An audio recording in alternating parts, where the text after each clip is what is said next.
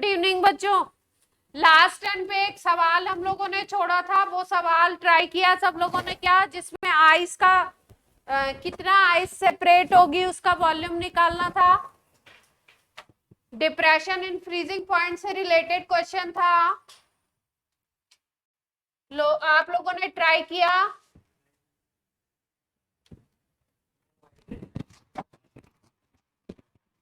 उस दिन भी नहीं समझ आया था। देखो कॉन्सेप्ट क्या लगेगा इसमें कि जब आप डिप्रेशन इन फ्रीजिंग पॉइंट की बात करोगे, जो कर्व हमने खींचा था वो कर्व कैसा खींचा था, एक लिक्विड सॉल्वेंट था और एक कैसा था, solid solvent.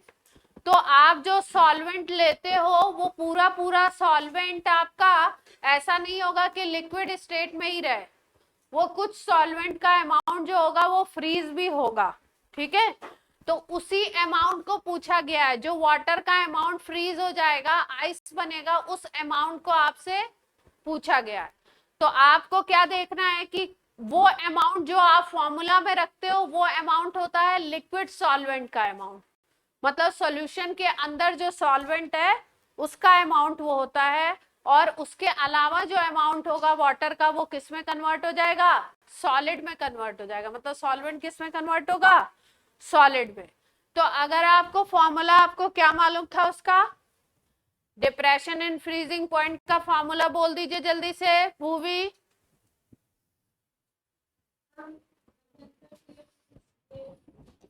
Delta T F is equal to K F into M, यही फॉर्मूला था। तो अगर हमारे पास डेल्टा टी एफ की वैल्यू है, के एफ की वैल्यू है, और हमारे पास सॉल्यूट के ग्राम्स है, सॉल्यूट का मोलर मास है, तो यहाँ पे हम सॉल्वेंट का वो मास निकाल सकते हैं जो आपका लिक्विड स्टेट में होगा। यहां से हम निकालेंगे सॉल्वेंट का वो मास जो किस स्टेट में होगा, लिक्विड स्टेट में। तो वैल्यूज रखते हैं क्वेश्चन में। डेल्टा टी एफ की वैल्यू क्या थी, क्वेश्चन है किसी के पास?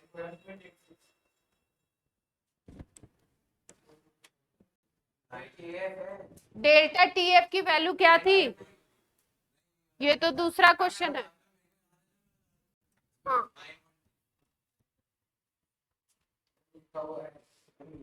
क्वेश्चन में है ना, इसी का क्वेश्चन है। 9.3 थी डेल्टा टी एफ की वैल्यू, क्वेश्चन में कितनी थी, 9.3। के एफ वाटर के लिए दिया हुआ था 1.86। गिवन मास था आपका, इथाइलिन ग्लाइकॉल मिला रहे थे हम लोग कितना, 50 ग्राम, और इथाइलिन ग्लाइकॉल का मोलर मास आप CH2OH, सिंगल बॉन्ड CH2OH, ये फॉर्मूला होता है, इससे आपने निकाला था। तो कितना आया था आपका मोलर मास, 62 यूनिट आया था। तो 62 आपने लगा दिया, यहां से आप मास निकालोगे वो सॉल्वेंट का जो लिक्विड स्टेट में होगा। तो यहां से जब आप W निकालोगे तो W की वैल्यू क्या आएगी,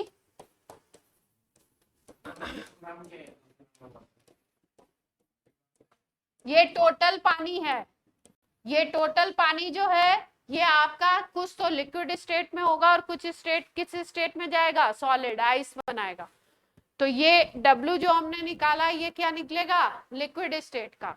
तो इसकी वैल्यू निकाल लो जरा जल्दी से, कैलकुलेट कर दो फटाफट। 1.86 इंटू 50, 9.3 का डबल क्या होगा, 1.86 तो नहीं होगा, 9.3 का डबल, ये तो डबल हो रहा है ना, डबल नहीं होगा।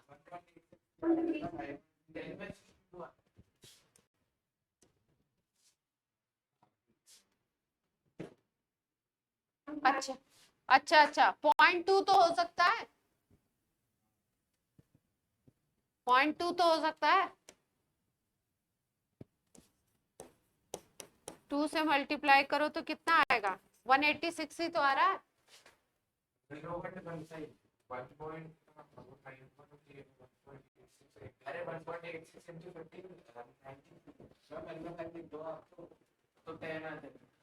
वैल्यू निकाल लो पूरी, हमको मत बताओ।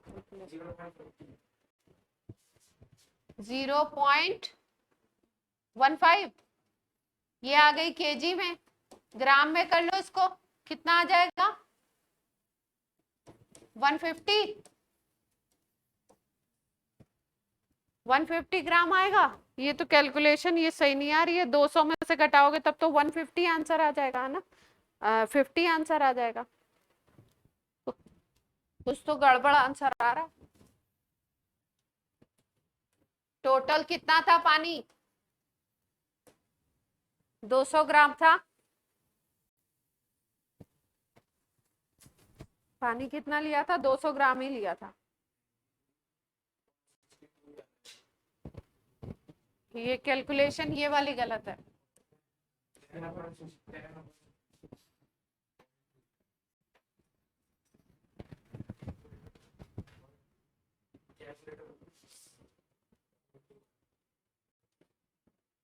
कहते हैं नहीं, आंसर निकालो, सो क्यों रही हो? अलाउड नहीं है? तुम लोग क्यों नहीं निकालते? ये जो आलस आप लोग फैलाते हो ना क्लास में, इससे क्या होता है पता है आपको? क्या होता है बताओ?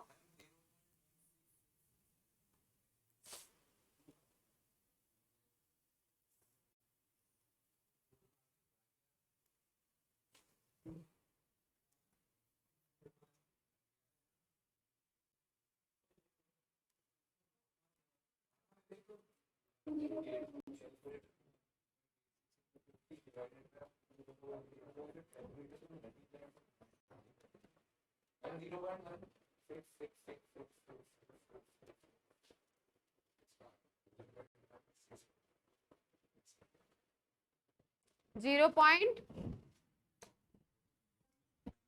16 ये आ रहा है। ये तो ग्राम में कितना हो जाएगा? 160 हो जाएगा। ठीक है, अब ये किसका था? ये लिक्विड सॉल्वेंट का है, जो 50 ग्राम इथाइलिन ग्लाइकॉल के फ्रीजिंग पॉइंट में डिप्रेशन कितना कर रहा है? कितना कर रहा है? 9.3। सॉरी, ये 50 ग्राम इथाइलिन ग्लाइकॉल, इसके 160 ग्राम का फ्रीजिंग पॉइंट डिप्रेशन कितना करेगा? 9.3। और जो अमाउंट होगा वो किस में कन्वर्ट हो जाएगा? आइस में। तो रेस्ट अमाउंट क्या होगा? कन्वर्ट किस में होगा? आइस में। तो आइस में कितना अमाउंट आएगा वाटर का? 200 माइनस 160 करोगे तो 40 ग्राम। ये लोग कुछ ना कुछ मोलर मास वास में कुछ अलग लेते हैं, इसलिए इनके आंसर मैच नहीं करते हैं। तो तुमने क्या वैल्यू रख दी थी? ऐसे तो क्या कर लिया था तुमने? ठीक है, यही राइट प्रोसीजर है, नोट कर लीजिए जल्दी से।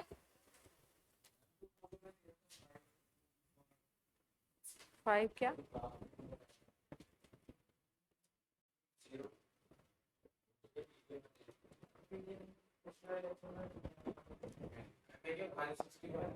क्या क्वेश्चन? 160। अब 160 से तुम्हारी 161 आ गई।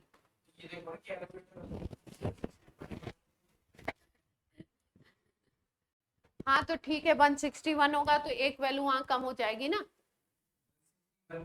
हाँ, एग्जैक्ट आंसर जो है वो है 38.71। ठीक है, खुश? खुश? जो किसी को नोट करना है तो नोट कर लें। पिछली वाली इसमें है ना,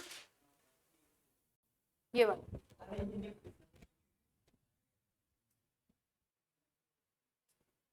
ये पूछ रहे थे कि किस पीडीएफ में क्वेश्चन लिखा है ना? हाँ वही।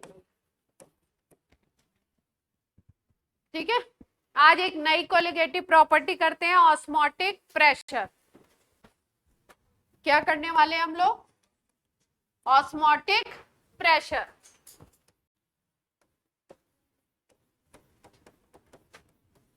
वॉइस क्लियरिटी है सबको ऑनलाइन?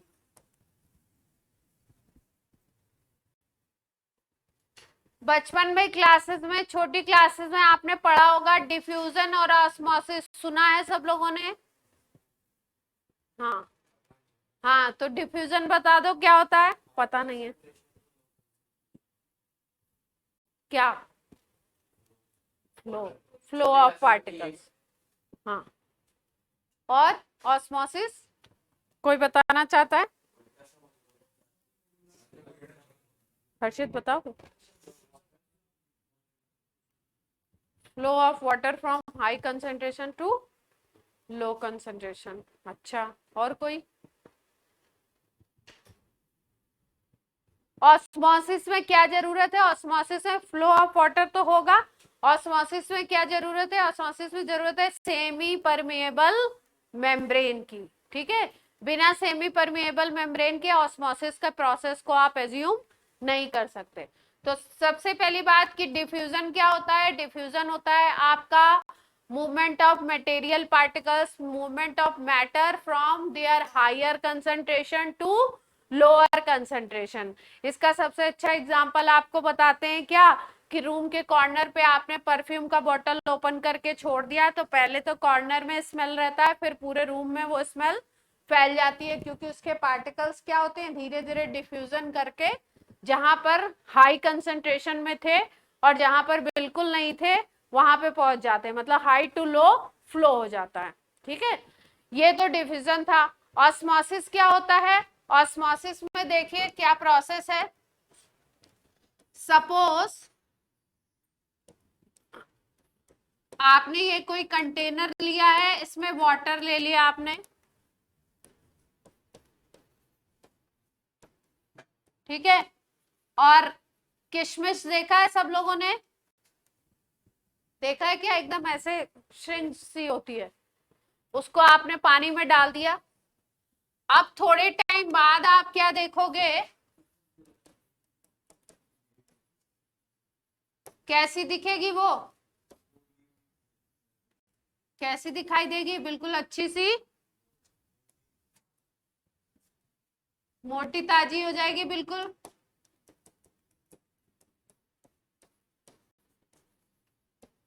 तो आप क्या बोलोगे? आप बोलोगे कि जो बाहर का वाटर था वो कहाँ चला गया? इस किशमिश के अंदर चला गया। तो प्रोसेस क्या हुआ? प्रोसेस जो यहाँ पे हुआ उस प्रोसेस को कहते हैं हम लोग ऑस्मोसिस। ठीक, ऑस्मोसिस में क्या होता है? ऑस्मोसिस में solvent moves from higher to lower. Concentration word हमने नहीं यूज किया। Solvent move from higher to lower. बीच में क्या होना चाहिए? Through semi permeable membrane. Higher to lower का क्या मतलब है? हाँ, जिधर आपका वाटर का अमाउंट, जिधर सॉल्वेंट का अमाउंट ज्यादा है उधर से कम सॉल्वेंट अमाउंट की तरफ आपका वाटर का मूवमेंट होगा। अगर आप देखो तो बाहर वाटर ज्यादा है, अंदर जो किशमिश के अंदर का कंटेंट होगा वो कैसा होगा? थिक होगा। अंदर का जो मटेरियल होगा वो कैसा होगा? थिक होगा। ये जो किशमिश है इसके जो बाहर की वॉल है, ये जो वॉल है आउटर लेयर, ये आउटर लेयर काम करेगी सेमी परमिएबल मेम्ब्रेन की तरह। एसपीएम बोलते हैं इसको, सेमी परमिएबल मेम्ब्रेन। मेम्ब्रेन की बात अगर करो तो मेम्ब्रेन चार तरीके की देखते हैं हम लोग। एक को बोलते हैं परमिएबल, जिसमें से सॉल्वेंट और सोल्यूट पार्टिकल पार्टिकल्स दोनों तरफ आ जा सकते हैं। एक होती है सेमी, सेमी का मतलब होता है हाफ, उसके थ्रू केवल सॉल्वेंट पार्टिकल जा सकते हैं, सॉल्यूट पार्टिकल नहीं जा सकते। एक होती है सेलेक्टिव परमिएबल, सेलेक्टिव का मतलब होता है उस मेम्ब्रेन के थ्रू कुछ उसके लिए एक स्पेशल साइज होगा, इस साइज के पार्टिकल हैं तो वो जाएंगे, उससे बड़े हैं तो नहीं जाएंगे, ठीक है, उसको बोलते हैं सेलेक्टिव परमिएबल मेम्ब्रेन। वो सॉल्यूट के भी हो सकते हैं, वो सॉल्वेंट के भी हो सकते हैं, ठीक है। तो और एक होती इम्परमिएबल, इम्परमिएबल का मतलब ना तो सॉल्यूट को भेजेगी अपने पास से, पास होने देगी, और ना ही सॉल्वेंट को। तो परमिएबल नहीं चाहिए हमें, परमिएबल में सॉल्यूट भी जाता है, सॉल्वेंट भी जाता है। इम्परमिएबल भी नहीं चाहिए, इम्परमिएबल में कोई नहीं जा पाता, मूवमेंट नहीं होता है। ऑस्मोसिस के प्रोसेस में कौन सी देखेंगे हम, कौन सी मेम्ब्रेन चाहिए हमें, semi permeable membrane. Semi permeable membrane के थ्रू केवल सॉल्वेंट का मूवमेंट हो सकता है, सॉल्वेंट पास हो सकता है। तो यहाँ पे हम क्या बोलेंगे, जिधर की तरफ सॉल्वेंट ज्यादा है उस तरफ से कम सॉल्वेंट की तरफ सॉल्वेंट का मूवमेंट होगा, बीच में क्या होगी, सेमी परमिएबल मेम्ब्रेन। तो यहाँ पे अगर देखो तो ये सेमी परमिएबल मेम्ब्रेन है, ये सॉल्वेंट है, यहाँ पे पानी खूब ज्यादा है, अंदर मटेरियल काफी थिक होगा तो पानी कम होगा। तो हाई जहां पे पानी है वहां से लो पानी की तरफ, लो वाटर की तरफ मूवमेंट होगा, ठीक है। क्लियर है बात, इतना नोट कर लिया। ऑस्मोसिस की डेफिनेशन एक और लिख लीजिए।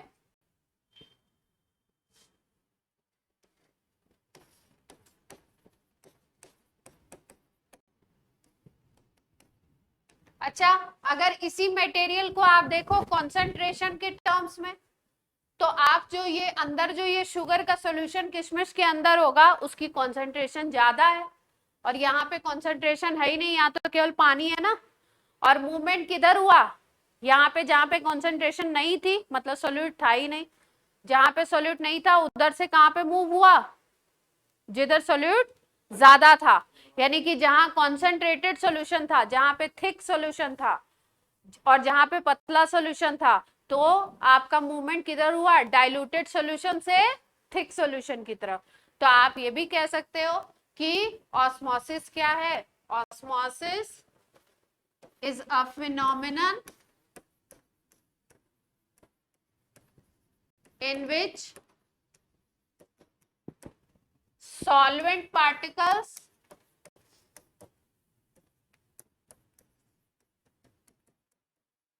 moves from lower concentration solution to higher concentration solution. Lower concentration solution to higher concentration solution, last में लिखेंगे थ्रू सेमी परमिएबल मेम्ब्रेन, मतलब मेम्ब्रेन होना जरूरी है। सेमी परमिएबल मेम्ब्रेन को एसपीएम भी बोलते हैं शॉर्ट, ठीक है। तो अगर डेफिनेशन ना भी याद हो तो आपने क्या याद रखना है, जहां पे थिन सॉल्यूशन है उधर से सॉल्वेंट कहां जाएगा, थिक की तरफ।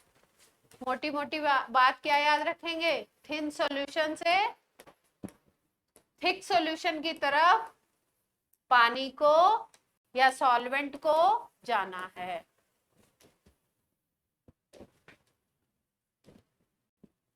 ठीक है।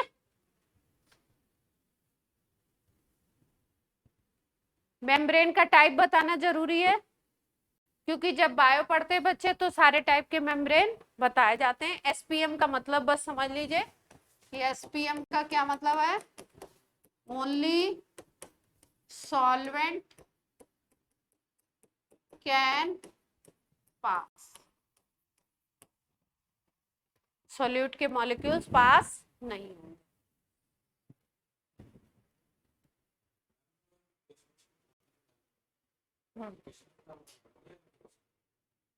क्या?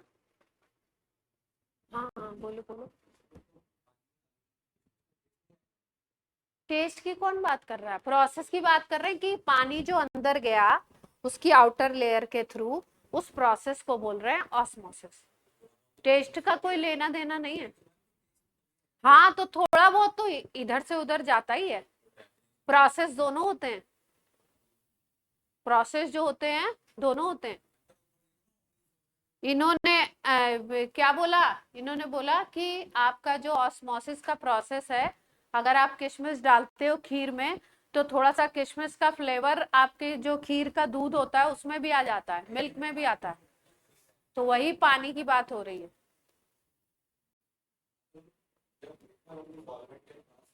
हाँ,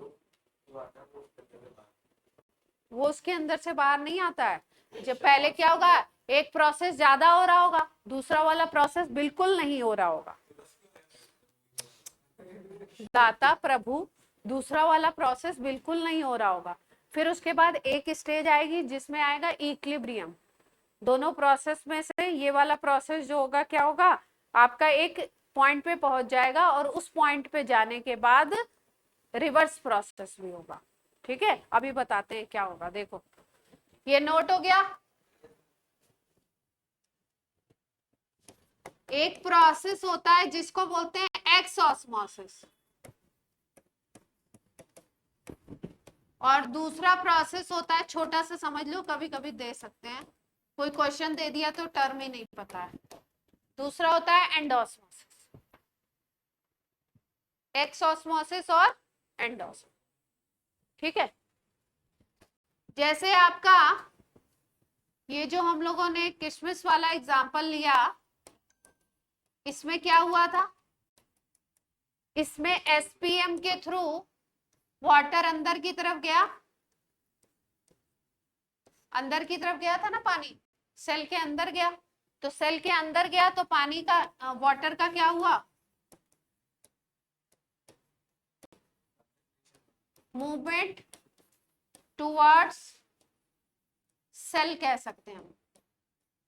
सेल के अंदर की तरफ पानी का मूवमेंट हुआ, तो इसको हमने क्या बोला, इसको हमने बोला एंडोस्मोसिस। एक्सोस्मोसिस कैसे होगी? एक्सोस्मोसिस होती है जब सेल से पानी बाहर आने लगे, सेल से क्या हो जाए, पानी बाहर आने लगे। किस कंडीशन में होगा, देखो ध्यान से देखो।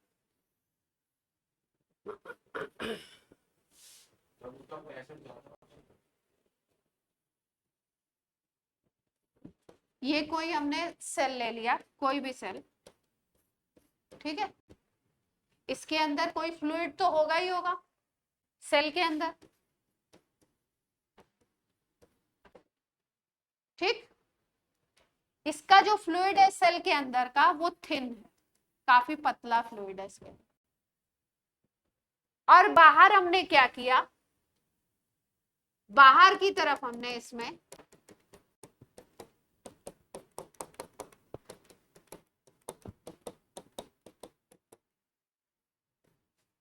सॉल्ट का थिक सॉल्यूशन, कैसा सॉल्यूशन रख दिया हमने, काफी थिक सॉल्यूशन बना के रख दिया, सॉल्ट और वाटर का काफी थिक सॉल्यूशन बना के रख दिया। ठीक, तो अब आपको पता है कि अगर आपके पास सेल मेम्ब्रेन है, सेल मेम्ब्रेन काम करती है एसपीएम की तरह। सेल के ऊपर जो मेम्ब्रेन है उसको क्या बोलेंगे, सेल मेम्ब्रेन, या प्लाज्मा मेम्ब्रेन जो होती है वो काम करेगी एसपीएम की तरह। तो ये जो मेम्ब्रेन है ये क्या है, एसपीएम है। ठीक, और ऑस्मोसिस का मतलब मैंने आपको क्या बताया कि जिधर थिन सॉल्यूशन है उधर से वाटर कहां पे मूव करेगा, थिक सॉल्यूशन की तरफ। अब की बार जो सेल के अंदर फ्लूइड है वो कैसा है, पतला है। ठीक है, और जो बाहर की तरफ हमने सॉल्ट का सॉल्यूशन डाला है वो कैसा डाला है, बहुत थिक डाला है। तो धीरे धीरे क्या होगा कि यहां से वाटर का मूवमेंट बाहर की तरफ होने लगेगा। इस सेल के अंदर जो फ्लूइड है, जो वाटर है, वो क्या होगा, बाहर आने लगेगा। तो आप क्या देखोगे इस प्रोसेस में कि थोड़े टाइम बाद ये जो है ये श्रिंक करना स्टार्ट कर देगी, क्योंकि पानी जब बाहर आने लगेगा तो वो सेल क्या होगा, श्रिंक करने लगेगा। तो ये जो सेल है ये क्या करेगी, श्रिंक करेगी। और प्रोसेस को ऑस्मोसिस ही बोलते हैं, क्योंकि वाटर का मूवमेंट कैसा हुआ है, थिन सॉल्यूशन से थिक की तरफ हुआ है, लेकिन इसमें क्या हुआ, सेल के बाहर की तरफ पानी गया, इसलिए इसको हम बोलते हैं एक्स ऑस्मोसिस। क्या नाम देते हैं, एक्स ऑस्मोसिस। ठीक है, इसका एक अच्छा एग्जांपल ये नोट कर लो, फिर एक्स ऑस्मोसिस का एक एग्जांपल बता दो, लाइव एग्जांपल। हाँ, किसकी, ये एग्जांपल्स है, इसकी डेफिनेशन की जरूरत नहीं है, लिखवाएं। हाँ बोलो। शहद में तो दोनों का देखना पड़ेगा कॉन्सेंट्रेशन का हिसाब किताब। किशमिश का तो थिक ही होगा, इतना थोड़ी होगा।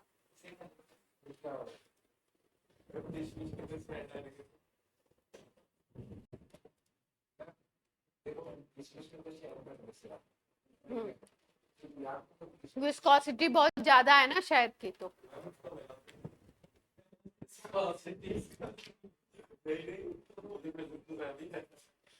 हर्ष का क्वेश्चन है कि अगर आप किशमिश को डालते हो शहद में तो क्या होगा, एक्स ऑस्मोसिस होगा कि एंड ऑस्मोसिस होगा? किशमिश से बाहर पानी जाएगा या किशमिश में अंदर पानी आएगा, सोचो। चलो इसकी डेफिनेशन नोट करानी है, कराओगे तुम लोग, ऐसे करोगे, केमिस्ट्री में है नहीं, मतलब जरूरत नहीं पड़ती है। लिखो भैया, लिखना है तो लिखवा देंगे। किसको लिखनी है, किसको लिखनी थी?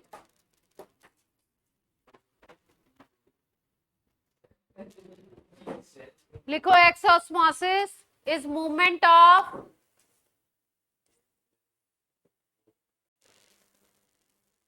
water and other molecules from higher concentration to lower concentration through semi-permeable membrane. Higher concentration to lower concentration through semi-permeable membrane.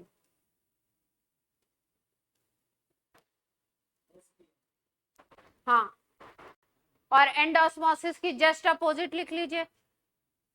And osmosis में पूरी डेफिनेशन में लोअर टू हायर कर दीजिए, लोअर कंसंट्रेशन टू हायर। जी बोलिए।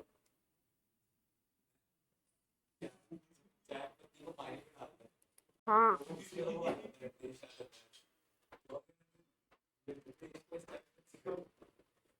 क्या tasteless है? अरे सही क्वेश्चन पूछो, ऐसे मत करो। हाँ, क्या क्या कह रहे हैं? हाँ हाँ हाँ हाँ हाँ,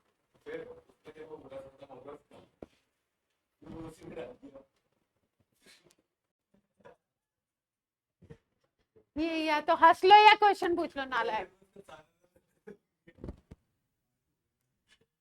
हंसे ही जा रहे हैं, सवाल या तो सीरियसली सवाल हंस के थोड़ी पूछते हैं। हो गया, नोट कर लिया डेफिनेशन? चलो अब मुद्दे की बात पे आ जाते हैं। हाँ,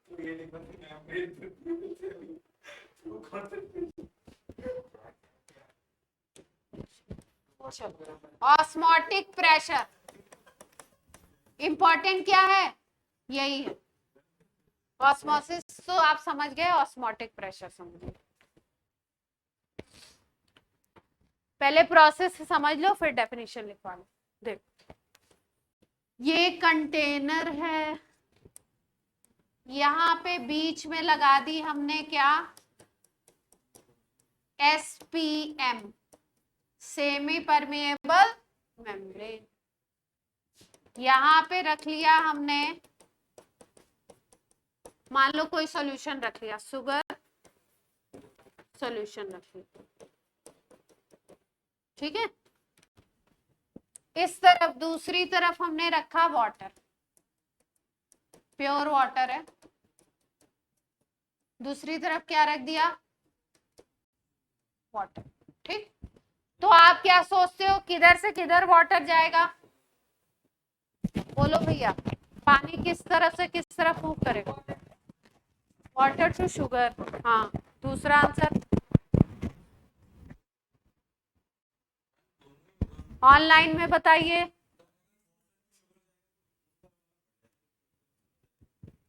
मैंने पूछा बढ़ेगा नहीं बढ़ेगा, ये सब तो कुछ पूछा ही नहीं। हम तो केवल पूछ रहे हैं किस तरफ। बोलो। शुगर टू वाटर, आराम से सोच लो, ऑनलाइन वाले बता दें।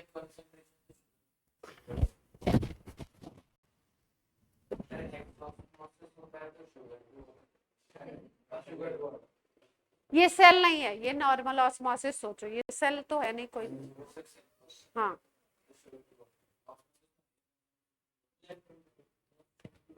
Left hand to right hand. चलो वेरोनिका बताओ, पानी किस तरफ से किस तरफ जाएगा,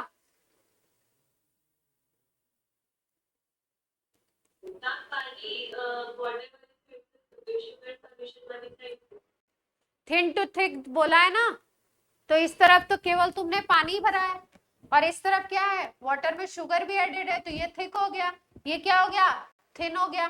तो पानी कहां से कहां मूव करेगा, वाटर आपका मूव करेगा किधर,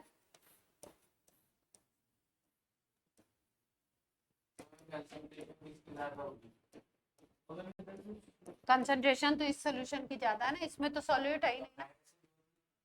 हायर टू लोअर कहाँ बताया मैंने, ऑस्मोसिस की डेफिनेशन में हायर टू लोअर बताया, पढ़िए। हाँ पढ़िए, जरा पढ़िए। अरे भैया साफ पॉट दिया हुआ है, कोई कंटेनर दिया हुआ है, हमें कैसे पता लगेगा कि मैंने बोला कहीं से ये सेल है, तो अभी भी नहीं पता लग रहा है। हाँ, thin solution to thick solution, यहाँ पे शुगर एडेड है, यहाँ पे केवल पानी है, तो ये तो पतला होगा, ये ऑब्वियस सी बात है। तो यहाँ से मूव करेगा इस तरह, ठीक। इसी को हम बोल रहे हैं ऑस्मोसिस। अब ऑस्मोटिक प्रेशर को हम डिफाइन करना चाहते हैं, इधर से इधर जब जाएगा पार्टिकल, तो यहाँ पे एक प्रेशर क्रिएट होगा। अगर आप क्या करो, इस तरफ ये जो सोल्यूशन वाला साइड है, कौन सा साइड है, सोल्यूशन साइड, इस साइड पे आप एक प्रेशर अप्लाई कीजिए। इस साइड पे आप क्या लगाओ, एक प्रेशर लगाओ, और वो प्रेशर इतना लगाइए आप कि इधर से वाटर मॉलिक्यूल का मूवमेंट रुक जाए। मान लो तुमने 0.2 एटीएम लगाया, तो कुछ वाटर मॉलिक्यूल इधर से जब प्रेशर लगाओगे इस तरफ से, तो कुछ वाटर मॉलिक्यूल जाना बंद करेंगे, रुकेंगे, और प्रेशर लगाओगे तो और ज्यादा। तो आपको इतना प्रेशर अप्लाई करना है कि इधर से वाटर मॉलिक्यूल का मूवमेंट रुक जाए। उस प्रेशर के अमाउंट को हम बोलेंगे ऑस्मोटिक प्रेशर। क्या बोलेंगे उस प्रेशर के अमाउंट को, ऑस्मोटिक प्रेशर, ठीक है। तो डेफिनेशन लिखिए, इस प्रेशर को क्या बोलेंगे, osmotic pressure, OP.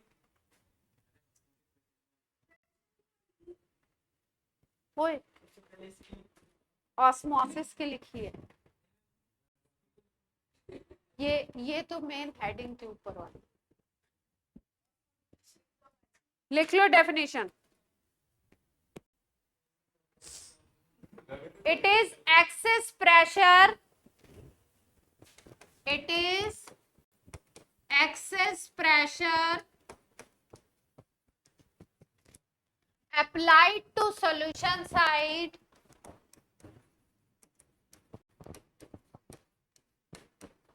applied to solution side to prevent movement of solvent from solvent side to solution side. इतना प्रेशर सॉल्यूशन साइड पे लगा दीजिए कि सॉल्वेंट का मूवमेंट बंद हो जाए. उस प्रेशर के अमाउंट को क्या बोलोगे? Osmotic pressure, OP. मुद्दे की बात क्या है? बात ये है कि ये प्रोसेस हो रहा था ऑस्मोसिस. इस ऑस्मोसिस को रोकने के लिए सॉल्यूशन की तरफ जितना आपको प्रेशर लगाना पड़ा, यानी कि थिक पार्ट पे जितना प्रेशर अप्लाई करो कि ये जो थिन पार्ट से सॉल्वेंट का मूवमेंट हो रहा था वो रुक जाए, उस प्रेशर के अमाउंट को क्या बोलोगे? Osmotic pressure. क्लियर होती है बात?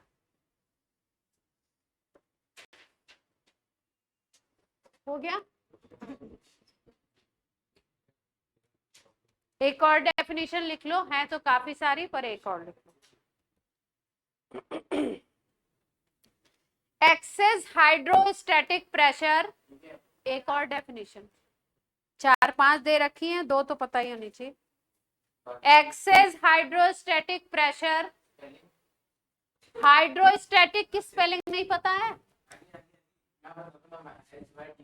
Access hydrostatic pressure which build up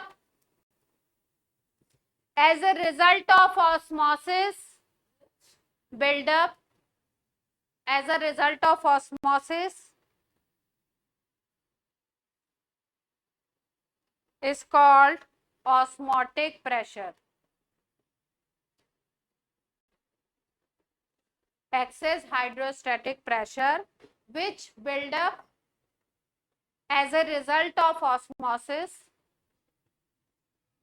as a result of osmosis is called osmotic pressure. Online वाले नोट कर पाए हैं?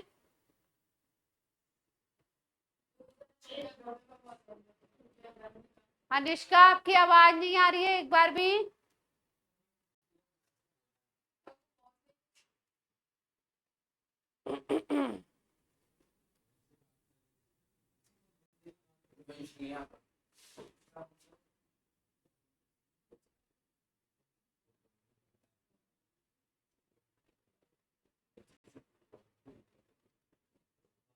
चलो आप कर लें फॉर्मूला पे बात ऑस्मोसिस की.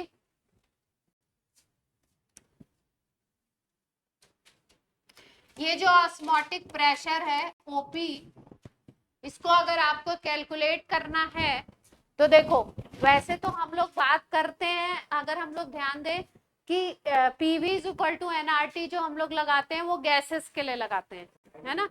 हाँ, आइडियल गैस इक्वेशन है PV is equal to NRT.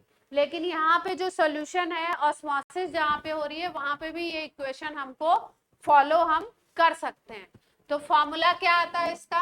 अगर हम लोग PV is equal to NRT के बेसिस पे इसका फॉर्मूला लिखें तो फॉर्मूला आता है pi V is equal to NRT. यहाँ पे पाई, वहां पे पी होता है प्रेशर, यहाँ पे पाई क्या है? Osmotic pressure. हाँ, पाई से डिनोट करते हैं ऑस्मोटिक प्रेशर. अगर पाई लिखना है तो पाई को हम ऐसे भी लिख सकते हैं N by V R T. Pi is equal to N by V R T. अब इस पाई को बोलो, एन होते हैं मोल्स, नंबर ऑफ मोल्स, और वी होता है वॉल्यूम. ये वॉल्यूम ऑफ सॉल्यूशन है, ठीक है. तो मोल्स अपॉन वॉल्यूम करते हैं तो इस टर्म को, मोल्स अपॉन वॉल्यूम टर्म को हम लोग लिखते हैं कॉन्सेंट्रेशन. मोलैरिटी लिखते हो ना, number of moles of solute divided by volume of solution in litre, उसको मोलैरिटी लिखते हो. उसको नॉर्मल टर्म में हम लिख सकते हैं सी, कॉन्सेंट्रेशन, CRT. तो ये भी फॉर्मूला बनेगा pi is equal to CRT। C क्या है? हाँ बोलिए बोलिए।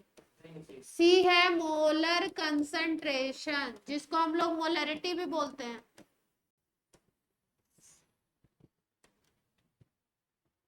सी क्या है? Molar concentration.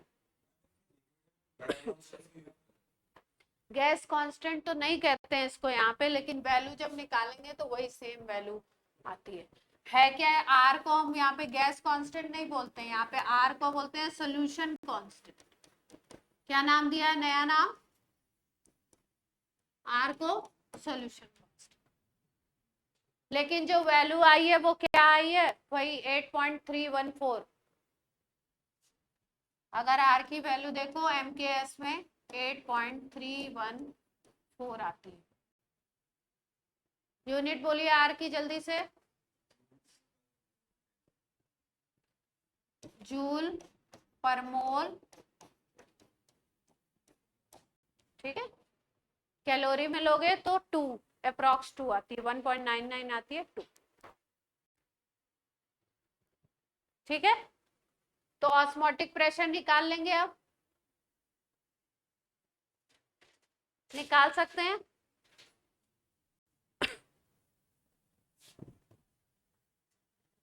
इस ऑस्मोटिक प्रेशर की बेसिस पे 3 तरीके के सॉल्यूशन आप बोल सकते हो।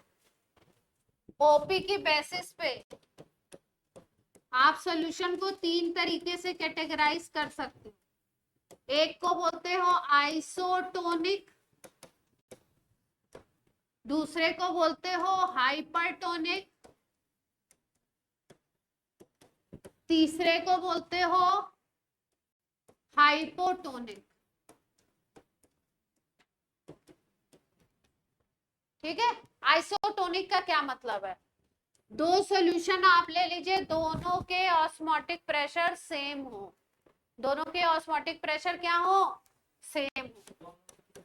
टू सॉल्यूशंस, कोई भी दो solution, two solutions having same osmotic pressure. देखो जैसे मान लो एक ये सॉल्यूशन लिया हमने A, ठीक है, इसमें ऑस्मोसिस करा के देखी, करा रहे हैं, और एक सॉल्यूशन है मान लो B, इसमें दूसरी तरफ ऑस्मोसिस करा रहे हैं। यहाँ पे ऑस्मोटिक प्रेशर की वैल्यू आती है 580, ठीक है। यहाँ पे भी ऑस्मोटिक प्रेशर की वैल्यू क्या आती है? 580। तो ये जो A और B सॉल्यूशन है, इनको बोलेंगे कि ये एक दूसरे के आइसोटोनिक सॉल्यूशन। दो सॉल्यूशन, उनको क्या बोलेंगे? जिनके ऑस्मोटिक प्रेशर सेम आ जाए उनको क्या बोलोगे? आइसोटोनिक, ठीक। हाइपरटोनिक कब बोलोगे? कोई एक सॉल्यूशन जिसका ऑस्मोटिक प्रेशर ज्यादा हो और किसी का कम हो। बात समझ में आ रही है? जैसे मान लो मानवेंद्र की हाइट है 5 फीट 6 फीट, ठीक है, और मेरी हाइट है 5 फीट, तो क्या बोल सकते हैं? Manvendra is taller than ma'am. या आप ये भी तो बोल सकते हो कि मैम इज शॉर्टर देन। बात एक ही है, एक ही चीज है ना, हाइट की बात हो रही है। उसी तरीके से यहाँ पे बात हो रही है ऑस्मोटिक प्रेशर की। अगर किसी सॉल्यूशन का ऑस्मोटिक प्रेशर किसी दूसरे सॉल्यूशन के कंपैरिजन में ज्यादा है, तो बोलेंगे कि वो सॉल्यूशन दूसरे सॉल्यूशन के कंपैरिजन में क्या है? हाइपरटोनिक। हाइपर का मतलब होता है ज्यादा। और हाइपोटोनिक कब बोलेंगे? जब किसी का ऑस्मोटिक प्रेशर किसी दूसरे के कंपैरिजन में कम हो। ये कंपैरेटिव टर्म है, दो की बात करेंगे तभी ये बात आए, ठीक। हाँ, हाइपर का मतलब जिसका ज्यादा है उसको बोलेंगे हाइपरटोनिक सॉल्यूशन विद अदर। जैसे मान लो ये ए सॉल्यूशन है, ध्यान से देखो, और ये तुम्हारा बी सॉल्यूशन, ठीक। इसमें ऑस्मोसिस हुई, इसमें ऑस्मोटिक प्रेशर आपने नोट किया 0.2 atm, ठीक है, 0.02 atm। इसमें ऑस्मोसिस करी आपने, इसका ऑस्मोटिक प्रेशर आपने 0.01 atm, तो ऑस्मोटिक प्रेशर किसका ज्यादा हो गया, इसका ज्यादा हो गया, ए का। तो हम क्या बोलेंगे, जिसका ऑस्मोटिक प्रेशर ज्यादा है उसको क्या बोलोगे, हाइपरटोनिक। तो आप बोलोगे A is hypertonic with respect to B, ठीक है। और बी का कम है तो बी को क्या बोलोगे, B is hypotonic with respect to A. बात समझ में आई या नहीं, ठीक है। जिसका ऑस्मोटिक प्रेशर कम वो क्या हो गया, हाइपो, जिसका ज्यादा वो हाइपर, और अगर दोनों का सेम तो आइसो। आइसो का मतलब सेम होता है ना।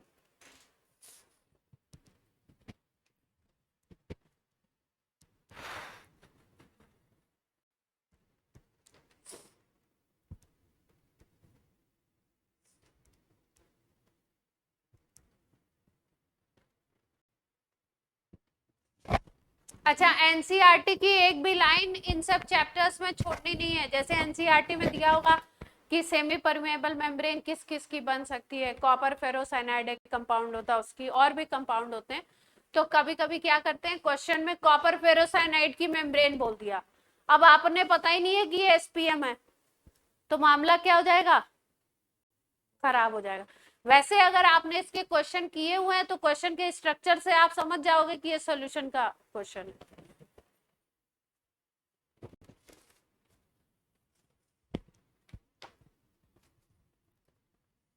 ठीक है, सवाल किया जाए, चलिए।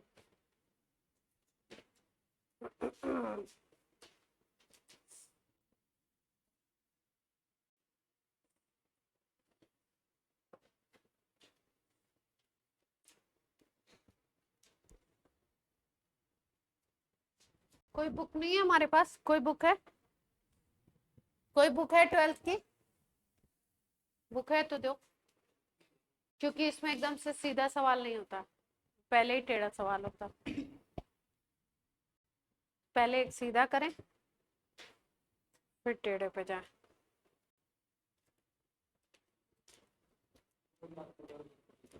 जी गुड। कल बोला था ना, किसने पूछा था शीट करने के लिए, तो मैंने बोला था कर सकते हैं।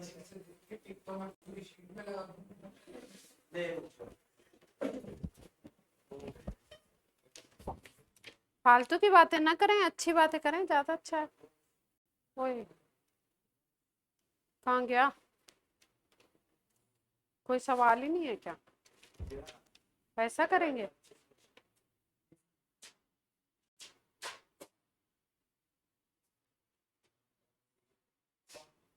ओपी का सवाल ही नहीं है। लिखिए ऑस्मोटिक प्रेशर ऑफ, नहीं हम नहीं बताएंगे, osmotic pressure of OP of 0.2 molar solution of urea at 300 Kelvin is, निकालना है आपको। R की वैल्यू दी हुई 0.0082 लीटर ATM पर मोल इंटू केल्विन।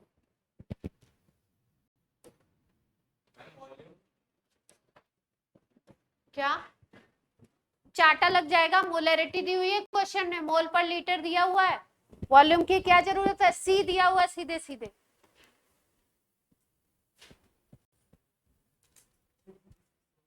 हर्षित बात समझ में आ रही है, नहीं आ रही है तो बेटा पूछ लेना, है ना। ये अभी जो लास्ट लाइन मैंने बोली वो आपके लिए नहीं, जो पुराना हो चुके हैं उनके लिए।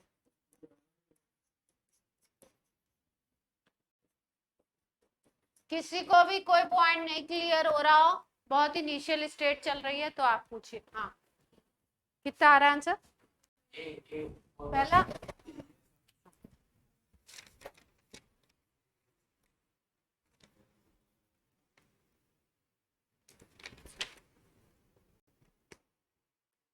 हाँ, ऑनलाइन से आंसर बिल्कुल नहीं आ रहे हैं, ऑनलाइन में एकदम सन्नाटा हुआ है, जल्दी दें मुझे आंसर।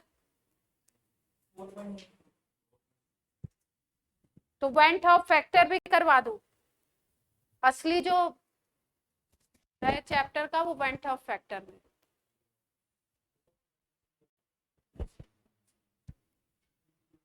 कितना आया? आ गया? आ गया सबका? फॉर्मूला क्या लगाना था? जिनका नहीं आया वो बोर्ड पे देख लें। Pi is equal to CRT लगाना था ना। C होती है मोलर कंसंट्रेशन, दी हुई है 0.2 मोल, तो लगा दीजिए 0.2 लगा दिया। R की वैल्यू लीटर एटीएम में दे रखी है। लीटर एटीएम वाली वैल्यू क्यों यूज की? क्योंकि ऑप्शंस आपके किस में दिए थे? एटीएम में दिए हुए थे। टेम्परेचर केल्विन में रखना होता है, 300 दिया हुआ है, सीधे सीधे मल्टीप्लाई करेंगे तो आंसर आपका यही आ रहा है ना। ऑनलाइन वालों का नहीं आया क्या बेटा? तो आप सब बोल क्यों नहीं रहे? बिल्कुल ऐसे कैसे हो रहा है? अंशिका, वैभव, वंश, वेरोनिका,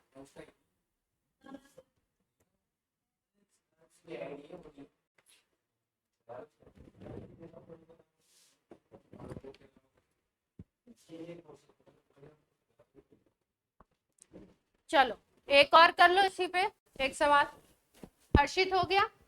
ये तो बिल्कुल इजी था। अब एक और कर लो। एक और, ऐसा क्यों?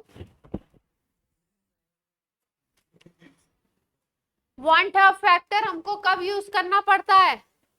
जब सॉल्यूट आ जाता है, या तो उसमें एसोसिएशन हो या डिसोसिएशन हो, इलेक्ट्रोलाइट हो, टूट जाए। अभी हमने किसकी बात की थी? यूरिया की। यूरिया की बात करोगे, ग्लूकोज की बात करोगे, सुक्रोज की बात करोगे, तो ये सब सॉल्यूशन में ब्रेक नहीं होते। तो इनके लिए जो फॉर्मूलाज अभी तक आपको बताए गए हैं वही फॉर्मूला आपको अप्लाई करने। चलो भैया लिखो, osmotic pressure of blood, osmotic pressure of blood is 7.65 atm at 310 kelvin. Blood का ऑस्मोटिक प्रेशर दिया हुआ है 310 केल्विन पे। एन एक्वस सॉल्यूशन, एक्वस मतलब पानी में बना हुआ है, aqueous solution of glucose is isotonic with blood। Isotonic का क्या मतलब हो गया? सेम ऑस्मोटिक, सेम हो गए नहीं, वो पानी, वो ग्लूकोज है और वो क्या है? ब्लड है, दोनों का ऑस्मोटिक प्रेशर सेम होगा। Isotonic with blood.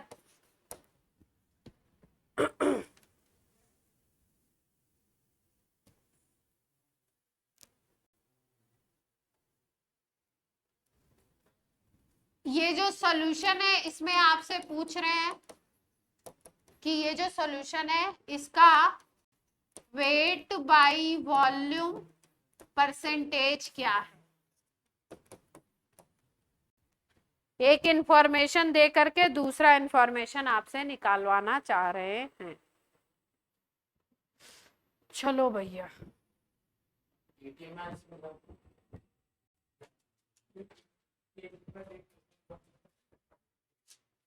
जो ग्लूकोज का सोल्यूशन है वो कैसा है? साक्षी निकालो, क्वेश्चन सुनते ही आप बैठ जाते हो आराम से, निकालो। एटीएम वाली डालो, पिछले वाले क्वेश्चन की। पिछले क्वेश्चन में एटीएम वाली वैल्यू ली थी ना। ऑस्मोटिक प्रेशर क्या लगा दोगे, ग्लूकोज के सोल्यूशन का निकालना, वेट बाई वॉल्यूम परसेंटेज।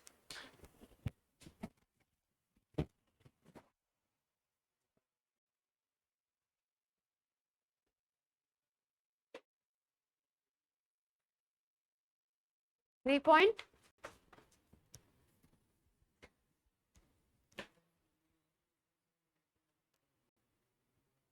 5.41 आ रहा है।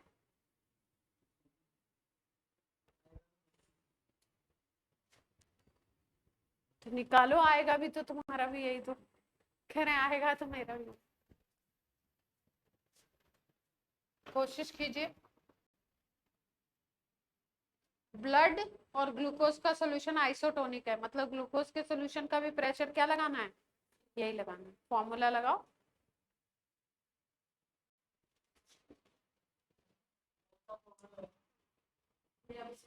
अभी कौन सा सवाल। हाँ, मैं छोटा हूँ।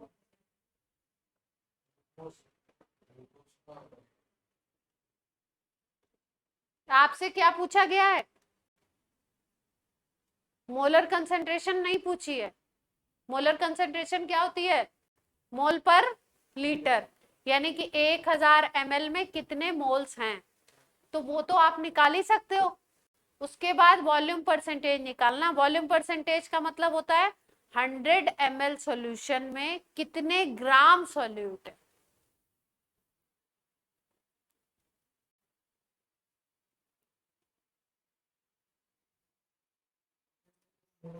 पहले तो सी निकालो, concentration, pi is equal to C R T लगा के। वो कंसेंट्रेशन क्या है, मोलर कंसेंट्रेशन है, मतलब उतने मोल है। तो मोल को पहले ग्राम में कन्वर्ट कर लो, कितने ग्राम, ग्राम पूछा है ना, वेट बाई वॉल्यूम का मतलब ग्राम। 41।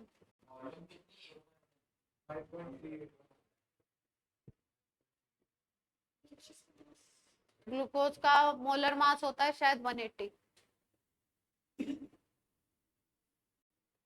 कार्बन के 6, 72।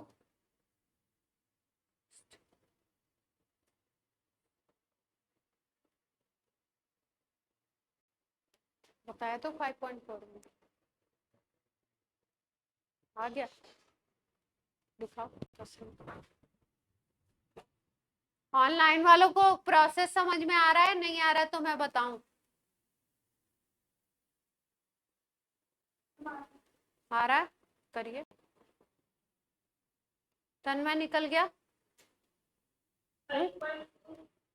5.41, हाँ सही है।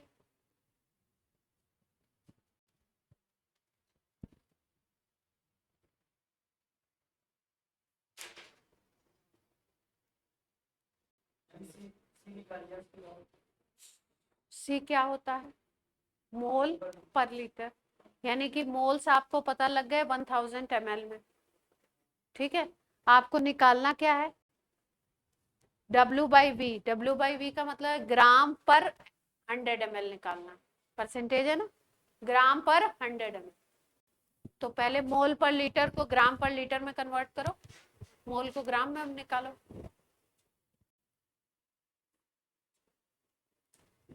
अभी क्या किया था,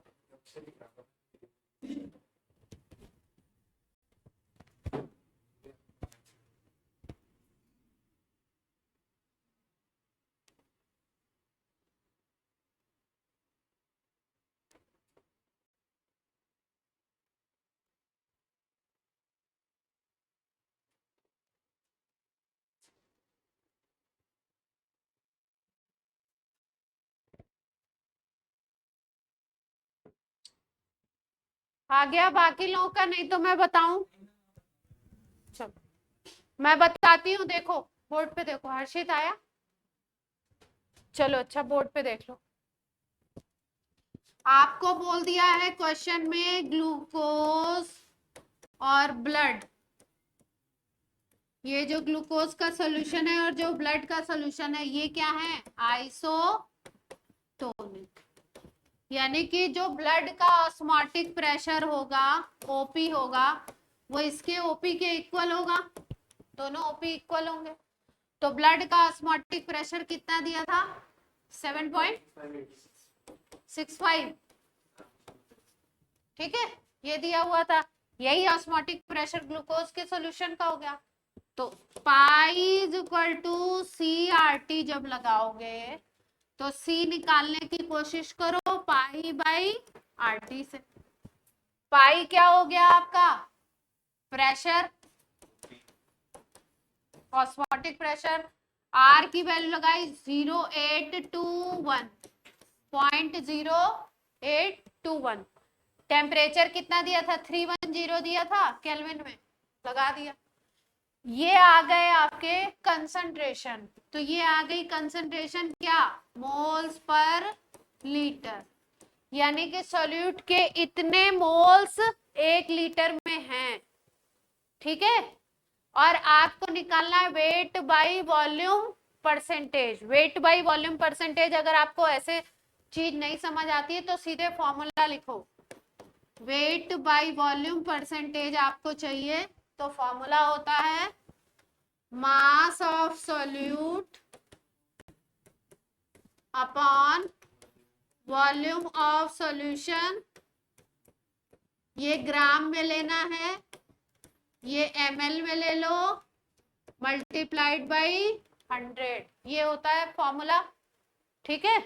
तो अब मास आपके पास है नहीं, आपके पास क्या है, आपके पास ये है 1000 ml में कितने मोल्स हैं ये आपके पास है। तो मोल्स कितने थे, ये वैल्यू है,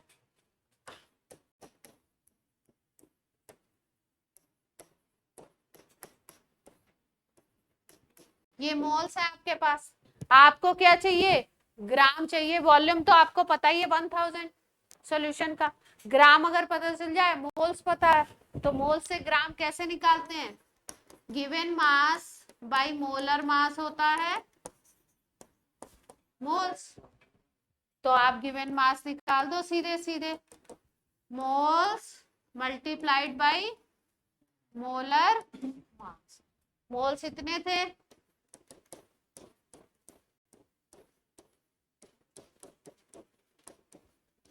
और मोलर मास क्योंकि ग्लूकोज का सॉल्यूशन है तो ग्लूकोज का मोलर मास लगाना पड़ेगा। ग्लूकोज का फॉर्मूला होता है C6H12O6।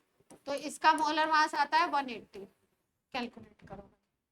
तो 180 रख दिया यहाँ पे। अब ये वैल्यू क्या आ गई, ग्राम। ये वाली वैल्यू यहाँ पे रख दीजिए और वॉल्यूम ऑफ सॉल्यूशन 1000 रख दीजिए, आंसर आ जाएगा। आंसर क्या आ रहा है, 5.41, ठीक है। तो आंसर क्या आ रहा है, 5% अभी क्लियर हुई बात, कात्यायनी हो गई, हर्षित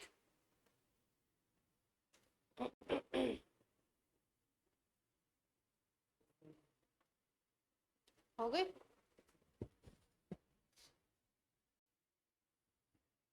कर लेंगे ऐसे क्वेश्चन।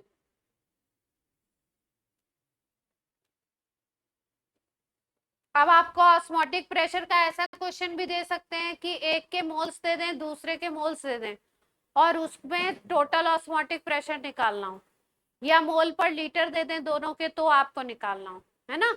तो उस केस में क्या होता है, दोनों के आप ऐड कर दोगे।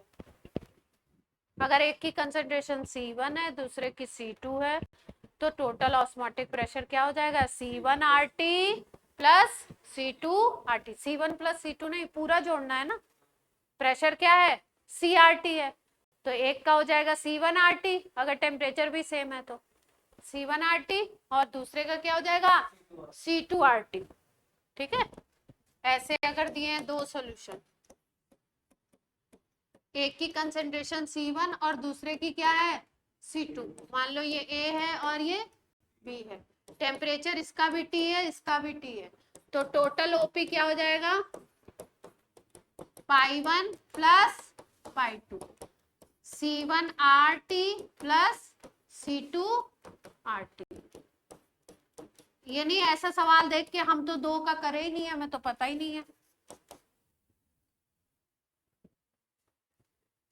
ठीक है, 2 सॉल्यूशन मिक्स कर दिए गए, उनका ओपी अगर निकालना है तो ऐसे।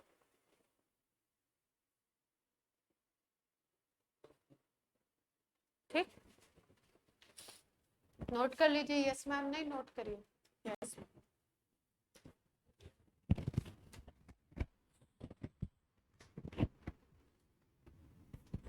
तो ये ना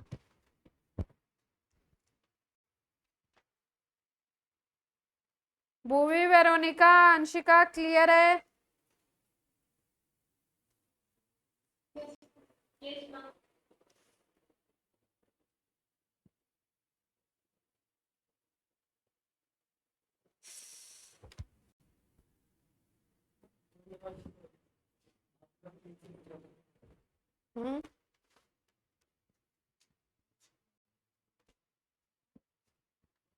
वेंट ऑफ फैक्टर की इंट्रो दे दे? नहीं, इंट्रो दे दे। नहीं, क्वेश्चन हो गया ये। इसमें क्या है अब? CRT। अच्छा,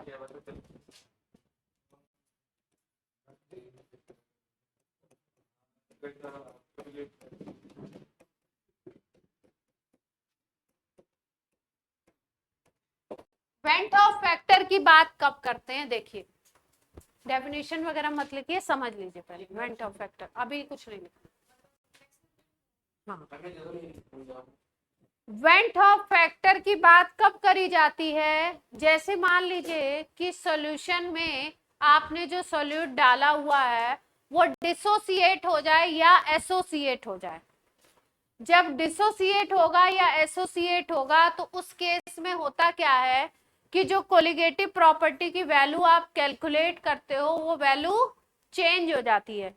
तो कितना चेंज होगी उसको हम लोग निकालते हैं एक फैक्टर से, उसको हम बोलते हैं वेंट ऑफ फैक्टर, आई से। कंडीशन क्या क्या है? कंडीशन ये है कि जैसे मान लो कहीं पे डिसोसिएशन हो रहा हो या कहीं पे क्या हो रहा हो, एसोसिएशन। कैसे केस में होगा ये देखिए, जैसे मान लीजिए आपको बोला कि एल्यूमिनियम सल्फेट है। सॉल्यूशन क्या है, किसका है? एल्यूमिनियम सल्फेट प्लस वाटर का सॉल्यूशन है। ठीक है, तो एल्यूमिनियम सल्फेट और वाटर का जब सॉल्यूशन होगा, इसको हम सॉल्यूट मान रहे हैं। ये हो गया अपना सॉल्ट। तो इस केस में क्या होगा, जब पानी में ये सॉल्यूशन बनेगा तो एल्यूमिनियम सल्फेट ऐसे एक एंटाइटी, एक मॉलिक्यूल के फॉर्मेट में नहीं रहेगा। कैसे हो जाएगा ये ब्रेक हो जाएगा अपने आयंस में। 2Al प्लस 3 बनाएगा और 3SO4 माइनस 2 बनाएगा। मतलब आप सोचो कि ये एक मॉलिक्यूल है, एक एंटाइटी है, तो एक एंटाइटी नहीं रहेगा, इससे कितने पार्टिकल्स बनेंगे? 2 ये और 3। कितने आयन प्रोड्यूस कर रहा है ये?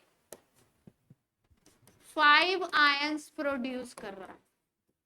और आपको पता है कि कोलिगेटिव प्रॉपर्टी का क्या मतलब होता है? कोलिगेटिव प्रॉपर्टी का मतलब है कि वो नंबर ऑफ पार्टिकल्स के ऊपर उसकी वैल्यू डिपेंड करेगी। नंबर ऑफ पार्टिकल्स बढ़ाओगे तो कोलिगेटिव प्रॉपर्टी की वैल्यू क्या होगी? बढ़ेगी। ठीक है, तो मान लीजिए कि आपने कोई सॉल्यूशन लिया एल्युमिनियम सल्फेट का और उसका आपको ऑस्मोटिक प्रेशर निकालना है। कंसंट्रेशन दी हुई थी, आपने pi is equal to CRT लगा करके क्वेश्चन निकाल दिया, तो ऑस्मोटिक प्रेशर गलत आ जाएगा। क्यों गलत आएगा? क्योंकि आपने कंसीडर किया कि Al2SO4 होल थ्राइस एक ही मॉलिक्यूल है और आपने वहां पे वेंट ऑफ फैक्टर को कंसीडर नहीं किया। तो अगर आप ऐसा सोच, एक ही मॉलिक्यूल है मतलब वो टूट नहीं रहा, आपने ऐसा सोचा, तो अगर वो ब्रेक नहीं हो रहा है कोई चीज तो उसको हम बोलते हैं नॉन इलेक्ट्रोलाइट। जैसा कि हम लोग मानते थे यूरिया के केस में, सुक्रोज के केस में, ग्लूकोज के केस में, कि वो आयंस में ब्रेक वगैरह नहीं होते, एक ही मॉलिक्यूल होता है, तो वहां पे वेंट ऑफ फैक्टर की वैल्यू, आई की वैल्यू हम लोग 1 लेते हैं, ठीक।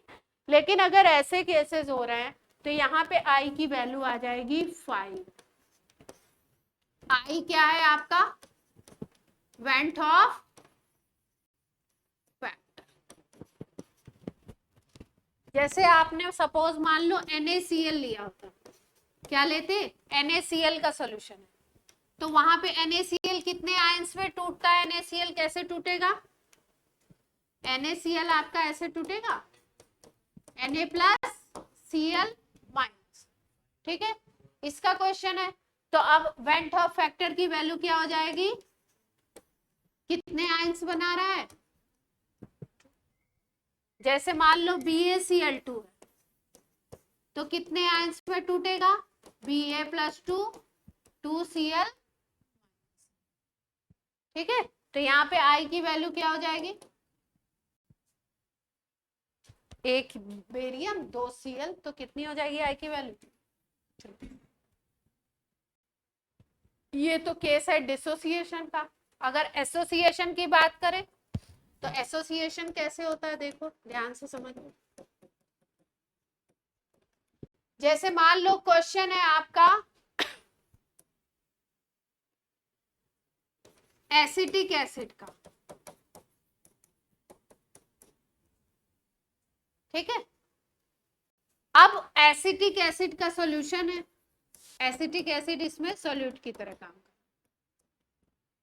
हमने कोलिगेटिव प्रॉपर्टी, कोई भी कोलिगेटिव प्रॉपर्टी कैलकुलेट की, डेल्टा TF निकाला या डेल्टा TB निकाला, ठीक है, और हमने जो फॉर्मूला था उस फॉर्मेट से हमने निकाल दिया। जब हम आंसर देखेंगे तो वो आंसर क्या आएगा? गलत आएगा। क्यों? क्योंकि ये जो एसिटिक एसिड होता है, इसको अगर आप बेंजीन में डालो, किस में डालो? बेंजीन में, बेंजीन सॉल्वेंट में अगर डालो तो ये एसिटिक एसिड डाइमराइज हो जाता है। डाइमराइज होने का मतलब समझ रहे हैं? दो मॉलिक्यूल आपस में जुड़ जाते हैं। अभी वहां पे टूट रहा था, अब यहाँ पे क्या होगा? एसोसिएशन। जुड़ते कैसे हैं देखो जरा,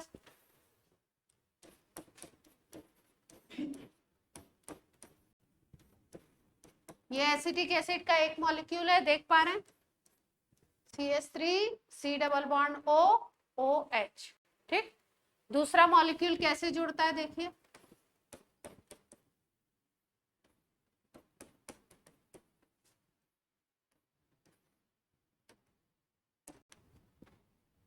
इस हाइड्रोजन को देखो, इस ऑक्सीजन और इस ऑक्सीजन के बीच में आ गया।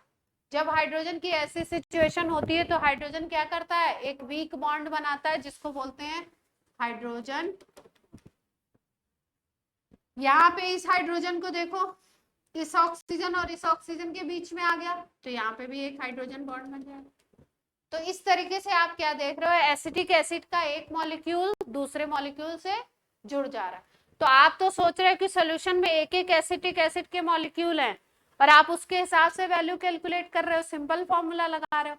लेकिन यहाँ पे क्या हो गया? एक के साथ दो दो के क्लस्टर पड़े हुए हैं सोल्यूशन में, तो वहां पे क्या होगा? यहाँ पे भी हम लोग वेंट ऑफ फैक्टर की बात करेंगे, आई की बात करेंगे, एसोसिएशन में भी, ठीक है। तो क्वेश्चन में सिंपल फॉर्मूला कब लगाना है? जब चीज नॉन इलेक्ट्रोलाइट हो। क्वेश्चन में ना एसोसिएशन की बात की गई हो और ना ही डिसोसिएशन की। जैसे ही एसोसिएशन और डिसोसिएशन की बात की जाएगी, हम लोगों को वेंट ऑफ फैक्टर यूज करना पड़ेगा। अगर क्वेश्चन में आपको ये बोला है कि कोई चीज कंप्लीटली आयनाइज हो रही है, डिसोसिएट हो रही है या कंप्लीटली एसोसिएट हो रही है, तो आपको अल्फा की जरूरत नहीं पड़ती है, जिसको हम लोग आयनिक इक्विलिब्रियम में पढ़ते हैं। अल्फा डिग्री ऑफ डिसोसिएशन जिसको बोलते हैं। नहीं तो अभी हम लोगों को वेंट ऑफ फैक्टर को रिलेट करना पड़ेगा अल्फा से, और बहुत सिंपल सा फॉर्मूला है। डेरिवेशन नहीं भी याद हो तो चलेगा, क्योंकि केमिस्ट्री में डेरिवेशन पूछे नहीं जाते हैं। तो आप बस आई और अल्फा को रिलेट कर लोगे, क्वेश्चन आराम से आपका बन जाए। तो नेक्स्ट टर्न पे आपको बताएंगे, ठीक है। 1 मिनट। नेक्स्ट रन पे पूरी इसकी थ्योरी, इसके सवाल करवा।